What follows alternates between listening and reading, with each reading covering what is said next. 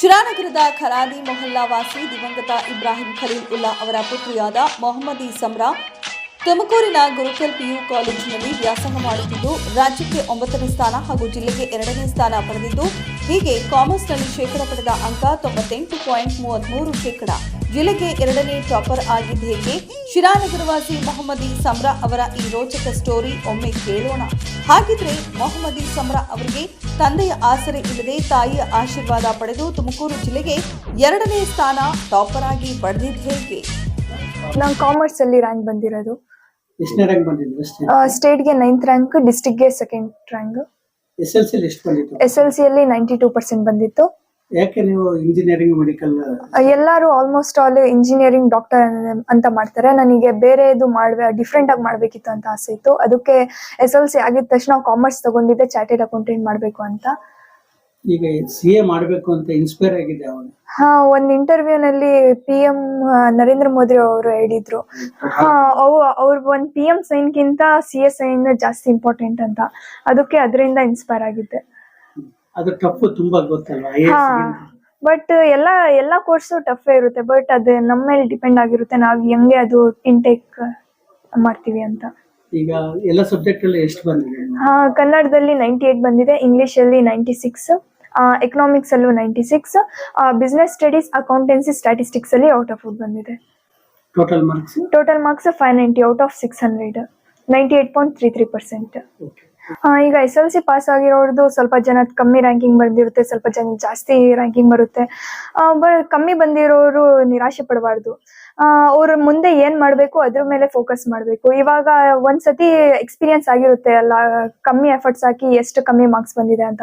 Next ಸತಿ ಮತ್ತೆ ಆ ಮಿಸ್ಟೇಕ್ ನ ರಿಪೀಟ್ ಮಾಡಕ್ ಹೋಗ್ಬಾರ್ದು. ಸ್ಟಾರ್ಟಿಂಗ್ ಇಂದ ನಮ್ಮ ಅಕಾಡೆಮಿಕ್ ಯಾವಾಗ ಸ್ಟಾರ್ಟ್ ಆಗುತ್ತೆ ಅವಾಗಿಂದಾನೇ ಸೇಮ್ ಎಫರ್ಟ್ಸ್, ಕನ್ಸಿಸ್ಟೆನ್ಸಿಯಿಂದ ಎಫರ್ಟ್ಸ್ ಹಾಕೊಂಡು ಹೋಗ್ಬೇಕು. ಆಮೇಲೆ CA ಮಾಡಿದ್ರೆ ಮೀನ್ಸ್ ಜಾಸ್ತಿ ಜನ CA ಪರ್ಸ್ಯೂ ಮಾಡಕ್ಕೆ ಟ್ರೈ ಮಾಡಲ್ಲ. CA ಮಾಡಿದ್ರೆ ಆ ಸಂಖ್ಯೆನೂ ಜಾಸ್ತಿ ಆಗುತ್ತೆ. ಅದಕ್ಕೆ CA ಪ್ರಿಫರ್ ಮಾಡ್ರಿ ಅಂತ ಹೇಳಕ್ ಇಷ್ಟಪಡ್ತೀನಿ. ಈಗ CA ಮಾಡ್ತಾ ಇದ್ರಲ್ಲ, ಈಗ CA ಮಾಡ್ಬೇಕಂದ್ರೆ ಎರಡಿದೆ. ಒಂದು ಡಿಗ್ರಿ ಮಾಡ್ಕೊಂಡು ಅಲಾಂಗ್ ವಿತ್ CA ಮಾಡೋದು, ಒಂದು ವಿತೌಟ್ ಡಿಗ್ರಿ ಡೈರೆಕ್ಟ್ CA ಮಾಡೋದು. ನೀವು ಯಾವ್ದು ಚೂಸ್ ಮಾಡ್ತೀರಿ? ನಾನ್ ಡಿಗ್ರಿ ವಿತ್ CA ಮಾಡ್ಬೇಕು ಅಂತ, ಮೀನ್ಸ್ 1 ಡಿಗ್ರಿ ಅಂತ ಇದಿರುತ್ತೆ ಅಂತ ಡಿಗ್ರಿ ವಿತ್ CA ಮಾಡ್ಬೇಕಂತ ಇದ್ದೀನಿ. ಡಿಗ್ರಿ ಇದ್ರೆ ಫರ್ದರ್ MBA ಅಕಸ್ಮಾತ್ ಅಲ್ಲೇನಾದ್ರು ಇಲ್ಲ, ಅದಕ್ಕೆ ಕೊಡಲ್ಲ, ಚಾನ್ಸ್ ಕೊಡಲ್ಲ. CA ಮಾಡಬೇಕು ಅದೇ. ಡಿಗ್ರಿ ಇರ್ಲಿ, ಒಂದ್ ನೇಮ್ ಇರುತ್ತೆ ಡಿಗ್ರಿ ಇದ್ರೂನು ಅಂತ, ಸುಮ್ನೆ ಡಿಗ್ರಿ ಜೊತೆ ಮಾಡ್ಬೇಕಂತ. Degree CPT, IPC1, IPC2 pass ಮಾಡ್ಕೊಂಡು ದೆನ್ ಡಿಗ್ರಿನ ಅದು ಎರಡು ಕಂಪ್ಲೀಟ್ ಮಾಡ್ಕೊಂಡು ಆರ್ಟಿಕಲ್ಶಿಪ್ ಮುಗಿಸಿ ಫೈನಲ್ಸ್ ಮಾಡೋ ಇಷ್ಟಪಡ್ತೀನಿ. ಇವತ್ತು ನಿಮ್ ತಂಗಿ ರಾಜ್ಯಕ್ಕೆ 9ನೇ ಟಾಪರ್. ಸೊ ನೀವು ಕೂಡ ಇಂಜಿನಿಯರ್ ಕಂಪ್ಲೀಟ್ ಮಾಡಿರುವಂತವ್ರು. ಈ ಹುಡುಗಿಗೆ 4 ವರ್ಷ 4ನೇ ಕ್ಲಾಸ್ ಅಲ್ಲಿ ಇವ್ರ ತಂದೆ ಇರಲ್ಲ. ಸೊ ಆ ಫೀಲಿಂಗ್ ನಿಮ್ಗೂ ಇರ್ತದೆ. ತಂದೆ ಇಲ್ಲದ ಮನೆಯಲ್ಲಿ ಇಂಥದ್ದೊಂದು ದೊಡ್ಡ ಸಾಧನೆ ಮಾಡಿದೀರಾ ಇಬ್ರು ಹೆಣ್ಮಕ್ಳು. ಸೊ ನಿಮ್ಮ ತಂದೆ ಇದ್ದಿದ್ರೆ ನೀವ್ ಯಾವ ತರ ಖುಷಿ ಪಡ್ತಾ ಇದ್ರಿ, ಏನ್ ಹೇಳಕ್ ಬಯಸ್ತೀರಾ? ಫಸ್ಟ್ ಆಫ್ ಆಲ್ ತಂದೆ ಇದ್ದಿದ್ರೆ ತುಂಬಾ ಖುಷಿ ಪಡ್ತಿದ್ರು ಅವರು. ಇಲ್ಲಿ ನಾವು ಸಿರಾದವ್ರೆ. ನಂದು SLC ಮುಗ್ದಾದ್ಮೇಲೆ ನಾವು ತುಮಕೂರ್ಗೆ ಹೋಗಿದ್ವಿ.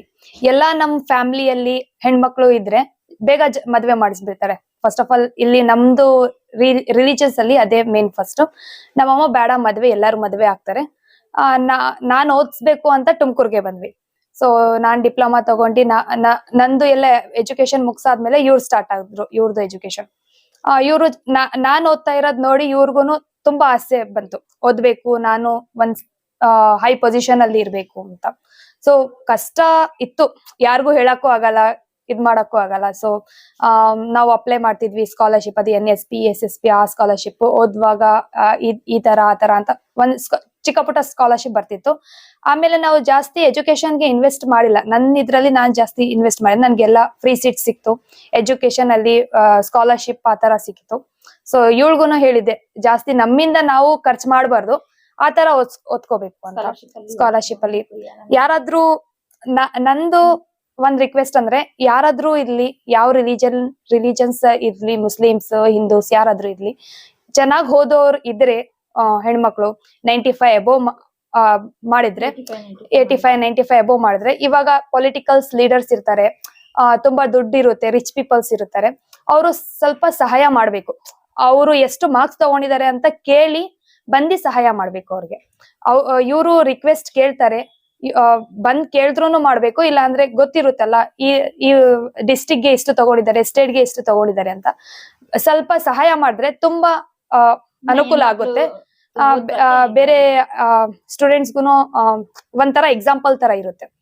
ಇವ್ರಿಗೆ ಹೆಲ್ಪ್ ಮಾಡಿದ್ದಾರೆ, ನಮಗೂ ಹೆಲ್ಪ್ ಮಾಡ್ತಾರೆ. ಅವ್ರ ಮನೆಯಲ್ಲಿ ಏನೇನ್ ಕಷ್ಟ ಇರುತ್ತೆ ಯಾರಿಗೂ ಗೊತ್ತಿರಲ್ಲ ಅವ್ರಿಗೆ ಬಿಟ್ಟು. ಸೊ ನನ್ ರಿಕ್ವೆಸ್ಟ್, ಯಾರಾದ್ರೂ ಎಷ್ಟು ಮಾರ್ಕ್ಸ್ ತಗೊಳ್ಳಿ, 95 ಅಬೋವ್ ತಗೊಳ್ಳಿ, 90 ಅಬೋವ್ ತಗೊಳ್ಳಿ, ಅವ್ರಿಗೆ ಹೆಲ್ಪ್ ಮಾಡ್ಲಿ. ಯಾರಾದ್ರೂ ದುಡ್ಡಿರೋರು ಸ್ವಲ್ಪ ಹೆಲ್ಪ್ ಮಾಡಿದ್ರೆ ಅವರು ಸ್ವಲ್ಪ ಒಂದ್ ಪೊಸಿಷನ್ ಅಲ್ಲಿ ಇದ್ದಿ ಅವರು ಒಂದ್ 5-10 ಜನಗೆ ಗರ್ಲ್ಸ್ಗೆ ನೋಡ್ಕೋತಾರೆ. ಅದು ಫಸ್ಟ್ ಇಂದ CA ಮಾಡ್ಬೇಕು ಅಂತ 10th ಆದ್ಮೇಲೆ ಕಾಮರ್ಸ್ ತಗೊಂಡಿರೋದು.